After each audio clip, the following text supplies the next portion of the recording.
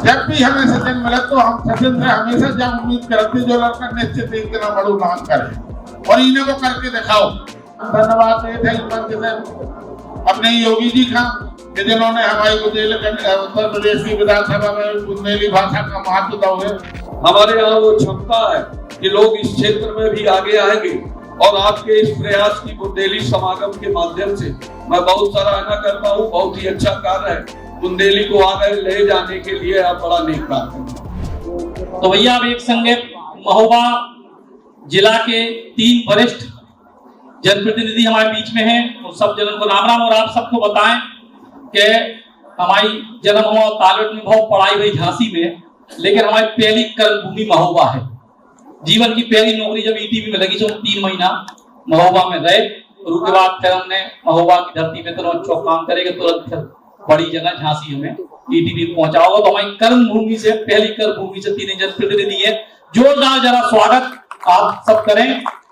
और राकेश भाई साहब, आपसे तो बहुत पुराना हो परिचय है।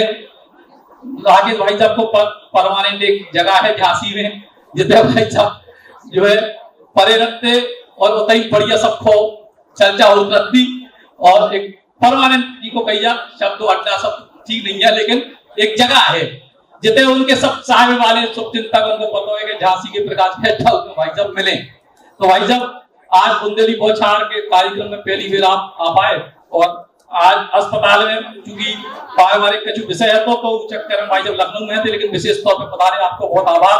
तो आज कैसा लग रहा हो सचिन को एक दिन बाद देख के? आप सब लोगों का हमारी राम राम।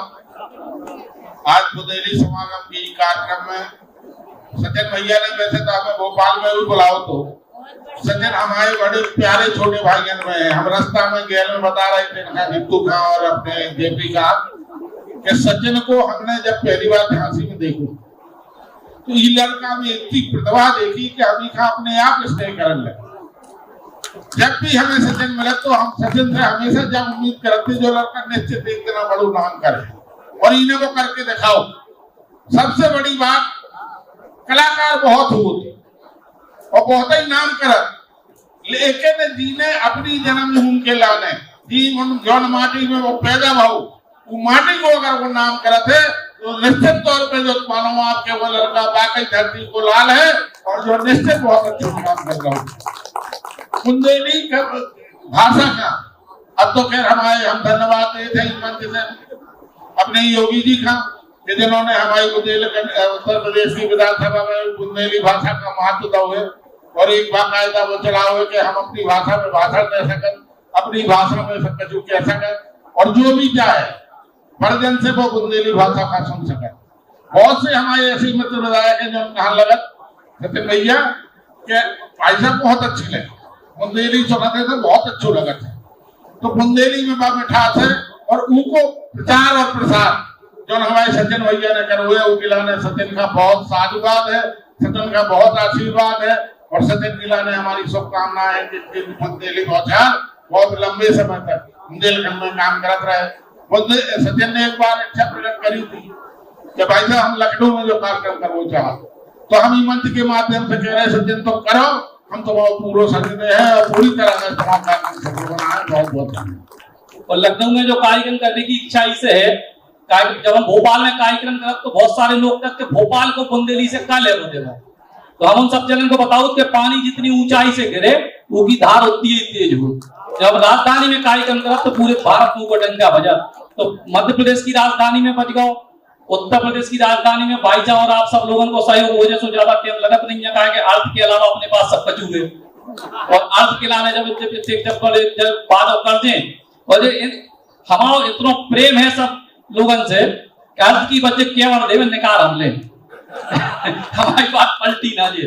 तो लखनऊ में भी हुई है और एक दिन हमारी कई सांसदों से भी बात हुई भाई साहब कि एक दिन देश की राजधानी दिल्ली में भी बुंदेली समागम होगी। कहा कि जो हम कह रहे हैं कि बात जितनी ऊंचाई से जो है उसकी गूंज उतनी दूर तक सुनाई दे। जितने भाई साहब जो है आला उदल की नगरी सैफन है और जी प्रकार से बुंदेलखंड को आला गायन है, बुंदेलखंड की दीवारी है, महोबा की बहुत प्रसिद्ध है। तो जी प्रकार से अभी संस्कृति के और विस्तार की आवश्यकता है, की प्रकार से आप ही की आवश्यकता भी है। आप सभी को सादर प्रणाम।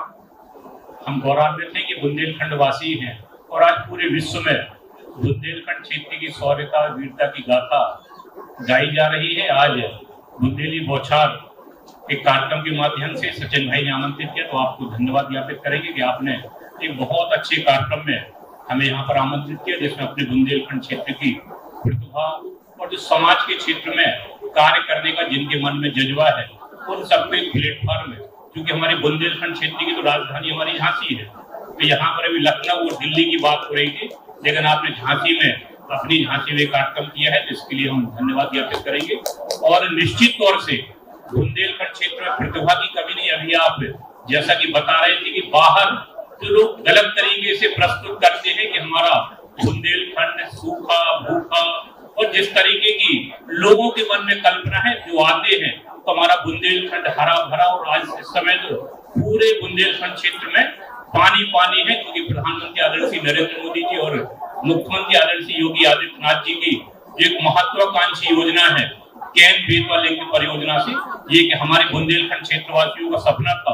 और माननीय मुख्यमंत्री आदरणीय योगी आदित्यनाथ जी ने जो झांसी में बीडा एक इंडस्ट्रियल एक बहुत बड़ा आईटी का हब बनने वाला है, जो अपना बुंदेलखंड क्षेत्र पहले भी पीछे नहीं था, और आज जैसा कि हमारा भारत देश विश्व गुरु की ओर अग्रसर हो रहा है, ऐसी हमारा बुंदेलखंड क्षेत्र भी बहुत तेजी से हर क्षेत्र में आगे हो रहा है। यहाँ पर न प्रतिभा की कमी है, ना यहाँ पर योग्य लोगों की कमी है, और यहाँ पर आप देख रहे होंगे कि पूरे बुंदेलखंड क्षेत्र का डंका भारत देश भी पूरे विश्व में भी, चाहे वो साइंटिस्ट हो, इंजीनियर्स हो, डॉक्टर्स हो, और आजकल जो इंडस्ट्रिएट भी है वो भी अपने बुंदेलखंड क्षेत्र से निकल कर बाहर अपना बुंदेलखंड क्षेत्र का डंका बजा रहे हैं। निश्चित तौर से हम लोग गौरवशाली है कि अपना जो बुंदेलखंड का इतिहास है उसको हम संजो के रखें, और कुछ ना कुछ, क्योंकि रानी लक्ष्मीबाई की धरा झांसी, और हम लोग कुछ ना कुछ सीखें कि आज जो हमारे पूर्व के देश के लिए जिन लोगों ने अपनी बलिदानी दी, जिन्होंने देश के लिए अपना जीवन निछावर किया, हम लोग भी देश के लिए क्या कर सकते हैं। क्योंकि बुंदेली बौछार के नाम से जो आपने चैनल और जो लोगों के बीच में एक देश विदेश में जो सचिन भैया ने नाम कमाया है, तो निश्चित तौर से हम सभी लोग इतनी दूर से इसलिए आए कि आप एक अच्छा कार्य कर रहे हैं, समाज में एक नई चेतना देने का कार्य कर रहे हैं, आप और आगे प्रगति करें, हमारा बुंदेलखंड क्षेत्र भी समृद्धशाली हो, गौरवशाली हो, आत्मनिर्भर हो। और इस बुंदेलखंड क्षेत्र में चूंकि अपना उत्तर प्रदेश के जो अपने 7 जिले हैं, मध्य प्रदेश के भी जो और बगल के जो अपनी जिले, वो सब मिलकर एक अच्छा एक बुंदेलखंड क्षेत्र में, क्योंकि जब सब लोग मिलकर कोई अच्छा प्रयास करते हैं निश्चित तौर से अपना बुंदेलखंड संवरेगा भी, और बुंदेलखंड का भविष्य भी अच्छा है। हम सभी लोग बुंदेलखंड वासी हैं, तो गर्व से कहते हैं कि हम बुंदेलखंडी हैं। जैसा कि 100 डंडी एक बुंदेलखंडी, तो एक कहावत है, तो कहावत भी हम सभी लोग यहाँ पर जितने लोग भी बैठे हो, आप सभी को सादर प्रणाम करते हुए सचिन भैया पूरी टीम का हम धन्यवाद देंगे कि आज जैसे अच्छे समागम कार्यक्रम में आपने मुझे आमंत्रित किया, बहुत बहुत। और जैसे हमने कई बार बुंदेलखंड की जो छवि है वह छवि ऐसे ही बिगाड़ी गई, जैसे 100 दंडी एक बुंदेलखंडी को मतलब क्या है, 100 दंडी एक बुंदेलखंडी को आदमी ने बना था, बोले 100 दंडियन के बराबर एक बुंदेलखंडी के 100 लठेतन के बराबर, जबकि जो है कि 100 लठधारी पे एक बुंदेलखंडी भारी पड़े। तो जब परिभाषाएं जो है लोगों को बताने की जरूरत है, तब हमारी छवि पे काम करना। नागरी भाई, जब जी प्रकार से बुंदेलखंड क्षेत्र में आप चूंकि जिला पंचायत को आपके पास दायित्व है, ग्रामीण क्षेत्र में प्रतिभाएं हैं, ग्रामीण क्षेत्र में बुंदेली संस्कृति बची है, लेकिन जब शहर की तरफ लोग आ जा तो तहीं पर तुरंत पे जो है गड़बड़ हो जाता मामला।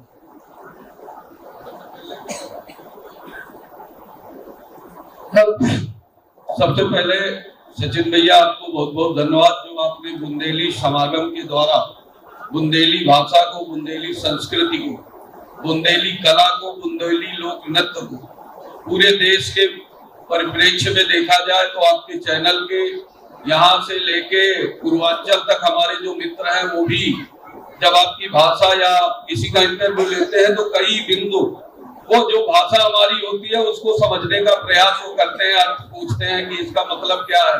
जैसे हम लोग पूर्वांचल के बारे में सोचते हैं, निश्चित तौर पर हमारे बुंदेलखंड में संभावनाएं रही हैं और यही बुंदेलखंड झांसी की रानी लक्ष्मीबाई, छत्रसाल महाराज, वीरांगना झलकारी बाई, चाहे इधर से जाए तो अपने जगनीक जी, भूषण जी, मैथिली शरण गुप्त जी, अब आपकी अनामिका अंबर जैन जी ललितपुर से, ये लोगों को एक भाषा की तरफ जो बढ़ावा देने का कार्य है। या आप ऐतिहासिक जाए तो अलाउद्दल महोबे वाले, जिनको कहा जाता था बड़े लड़ैयागर महोबे के, जिनकी मात सही ना जाए, एक को मारे दो मर जाओ, तीसर खौफ खाए मर जाए। ऐसी ये बुंदेलखंड की धरती है और बुंदेलखंड की धरती में ये हमारा सौभाग्य है।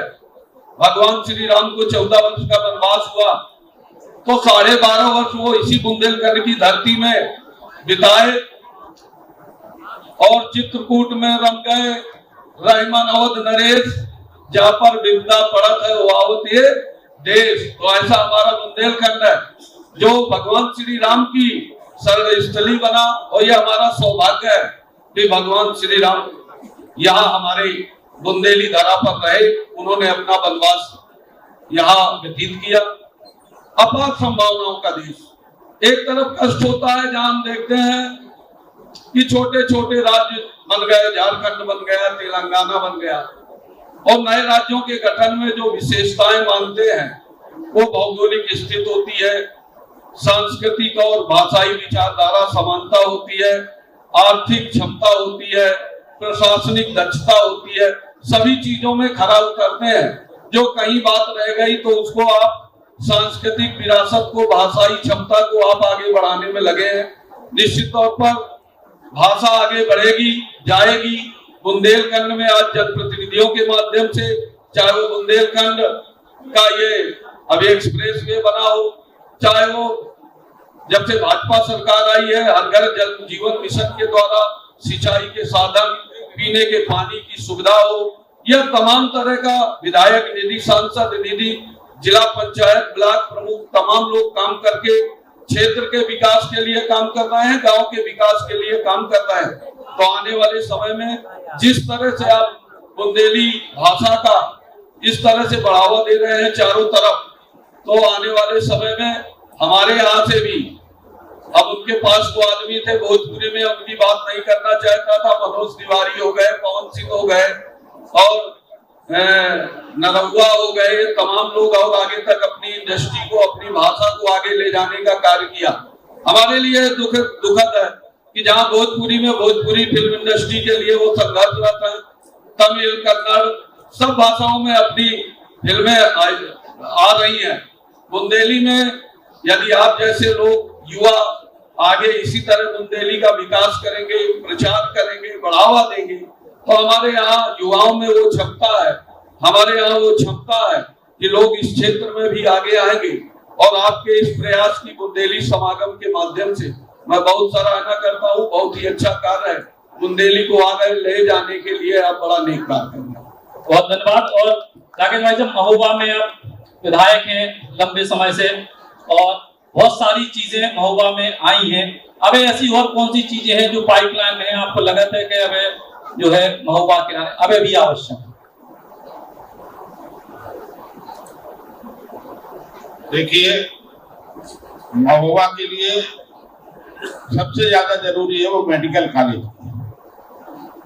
हमारे यहाँ स्वास्थ्य के क्षेत्र में महोबा में अभी बहुत कमियां हैं, जिनके लिए हमारे साथ जो आए हैं तारा पाटकर जी, समाज सेवी जी, ये लगातार तब से प्रयासरत हैं और इन्होंने कुछ प्रण भी ले रखे हैं कि ये जैसे चप्पलें नहीं पहनते, ये अन्न नहीं खाते। इनका प्रण है कि जब मेडिकल कॉलेज खुल जाएगा तभी ये चप्पलें पहनेंगे। तो मेडिकल क्षेत्र में हम लोग लगे हुए हैं और निश्चित तौर पर हमारे यहाँ 200 बेड का हॉस्पिटल और ट्रामा सेंटर पास हो गया है, जिसकी बिल्डिंग बन रही है, और इसके पूर्ण होते ही निश्चित तौर पर महोबा में मेडिकल कॉलेज खुल जाएगा। जहां तक विकास की बात है, इसके पहले जो सरकारें रही हैं, जिन्होंने खड़ी बोली बोली तो कोई भी हम बोलने लगे नहीं। हम पहले सोचे थे यार बुंदेली समागम है तो बुंदेली समागम में बुंदेली में बोले, लेकिन हमारे बगल में 2 जने बैठे हमसे छोटे हैं और इनमें से 2 जने ने खड़ी बोली बोली, वो हमें भी बीमारी लग गई। पहली जो सरकारें नहीं उन्होंने बुंदेलखंड की बड़ी उपेक्षा की। जैसा कि आपने अभी कहा था कि भूखा नंगा जो बुंदेलखंड की पिक्चर बनाई, वो निश्चित तौर पर मुझे कहने में कोई संकोच नहीं है कि जो इसके पूर्व में कांग्रेस की सरकारें नहीं थी, बुंदेलखंड की जो छवि खराब की है, बुंदेलखंड को जो इस तरह की उपाधियों से नवाजा गया, वो कांग्रेस सरकार के समय में नवाजा गया। कांग्रेस ने हमारे बुंदेलखंड की दुर्दशा की। यहाँ का शोषण तो किया, यहाँ की खनिजों का शोषण तो किया, यहाँ से राजस्व तो लिया, मगर विकास के बारे में, बुंदेलखंड के विकास के बारे में पूर्व की सरकारों में कभी कोई ध्यान नहीं दिया। मैं धन्यवाद देता हूँ, इसलिए नहीं कि मैं भाजपा का विधायक हूँ, बल्कि एक बुंदेलखंड का निवासी हूँ। तो मैंने बुंदेलखंड में जो देखा कि भाजपा की सरकार जब से मोदी जी और योगी जी आए हैं, तब से बुंदेलखंड का निश्चित तौर पर विकास हुआ। सचिन भाई, आप तो पत्रकार हैं, आपकी नजर तो वैसे ही तीखी है, आपने तो स्वयं महसूस किया होगा जब से भाजपा की सरकार आई है तब से बुंदेलखंड का काफी विकास हुआ है। और बुंदेलखंड हमारे उत्तर प्रदेश में हो चाहे मध्य प्रदेश में हो, दोनों ही ऊंचे पटल पर दिखाई देने लगा है। यहाँ पर औद्योगिक क्षेत्र की बहुत ज्यादा आवश्यकता है। दरअसल हमारे यहाँ जो पलायन होता था, हमारे यहाँ की जो प्रतिभाएं यहाँ से चली जाती थी, उसका कारण था यहाँ कोई किसी प्रकार के रोजगार की संभावना नहीं थी।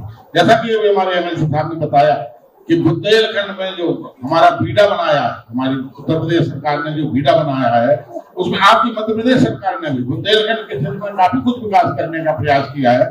और हम ये इस मंच के माध्यम से ये कह सकते हैं कि निश्चित तौर पर आगे आने वाले 10 वर्षों में बुंदेलखंड का स्थान हमारे देश में बहुत ऊंचे स्तर पर होगा।